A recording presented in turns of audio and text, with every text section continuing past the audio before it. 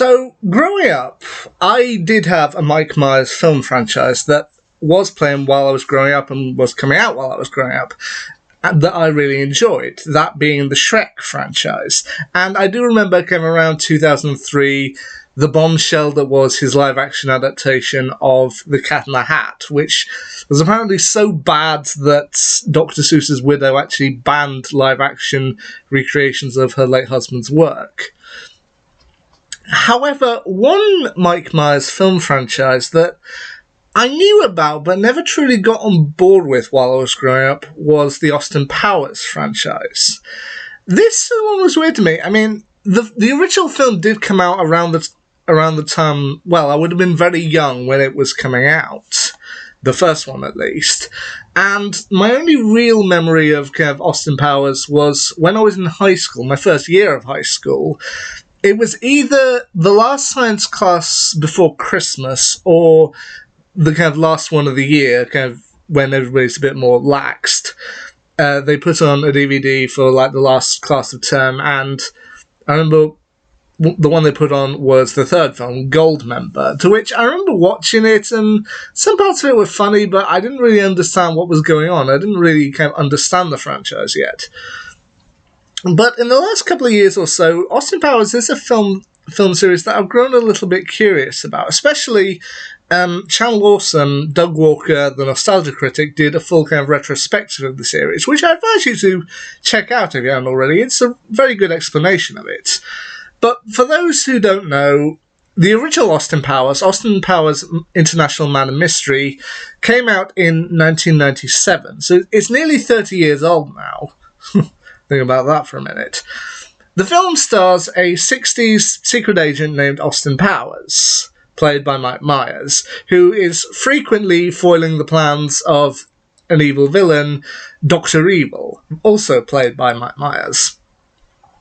When Dr. Evil cryogenically freezes himself in order to travel to the future, Austin ends up cryogenically freezing himself as well, and is eventually defrosted in the 1990s, where he's put back into action by his handler Basil Exposition, played by Michael York, and is teamed up with the daughter of his partner from the 1960s, Mrs. Kensington.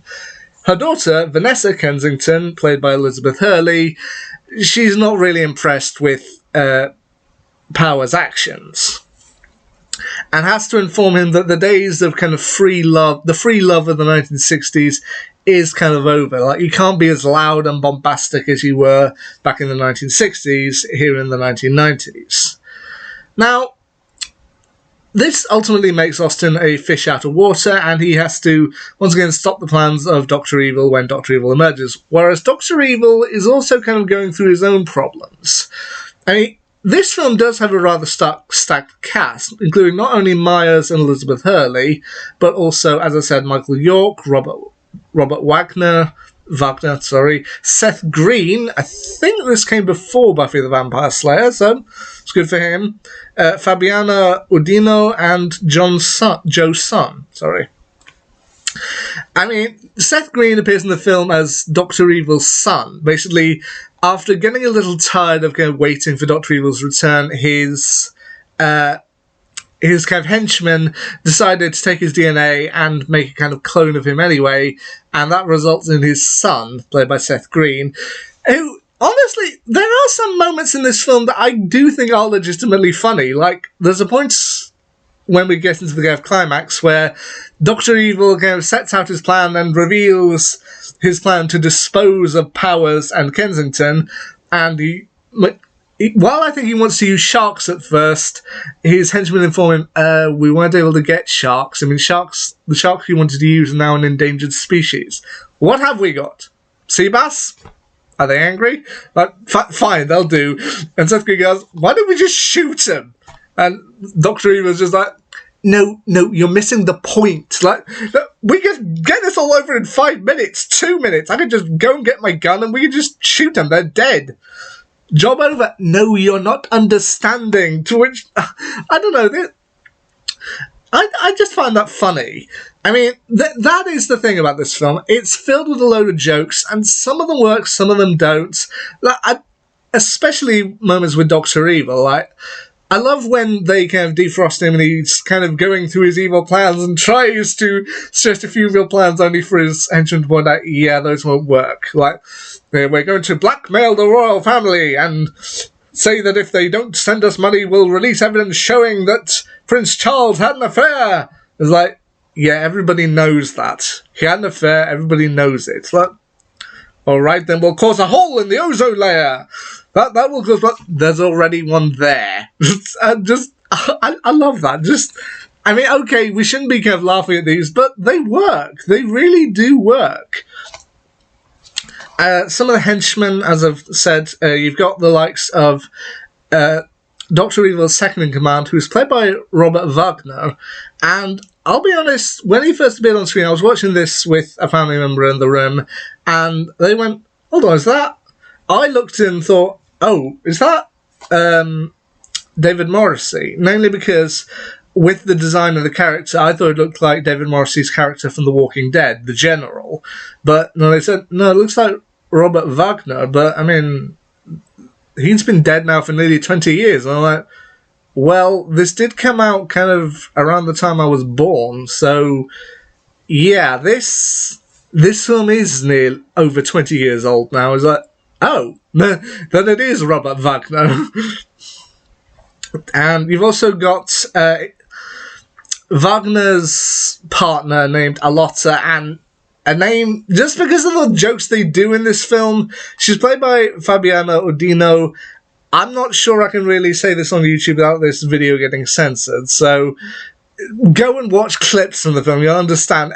It's kind of laughable names of the villains. It begins with an F and ends with an A, and you can just go and watch the film. And then you've also got a parody of the James Bond villain Oddjob named Random Task, played by Joe Sutton. To which I'll admit that's kind of funny. But as I said, this film is kind of a parody of the spy genre, especially ones in the 60s, such as in like Flint and the original kind of James Bond films. And it is funny to watch through. Ultimately, I did also get the other two films over the kind of Christmas period, so I might check those out later, but I do think that this is a franchise. This was a slow burner for many people, because the first one wasn't an amazing success, but then the second film, The Spy Who Blanked Me, let's say for now, that film eventually became one of, I think, the third highest grossing film of the year of 2001, behind Star Wars, The Phantom Menace, and The Sixth Sense. Take that in for a second, that this character was so silly, so outlandish, so va-va-voom, he had the third highest grossing film of the year in 2001. I think that definitely warrants more investigation. But for the first film, for what it is, I find it fun, and I'm interested to see what I was missing out on. Oh, pardon. Because I can see, as I said, I can see why people loved it, why it's so beloved, but I also do wonder if there's slightly more to it, because, as I said, it is one of those films that was a mystery to me for so long, a franchise that I just didn't get into, and I can't really understand why. But anyway, there you go. That's my quick little thoughts on the first Austin Powers film, Austin Powers International Man of Mystery. When I get round to The Spy Who Blanked Me, I'll let you know how that goes. But until then, see ya.